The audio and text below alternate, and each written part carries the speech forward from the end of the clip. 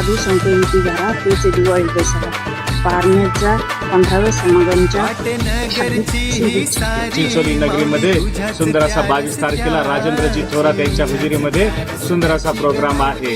तर सर्वांना सादर आमंत्रण. प्रेमाने पुन्हा तुझ्या भवनची वाट न्यारी मन जाई माझ भरून. स्त्री मन सहज जीवन येत्या 22 तारखेला चिंचोली या ठिकाणी होणाऱ्या संत समागमाचे सर्वांना सादर आमंत्रित आहोत.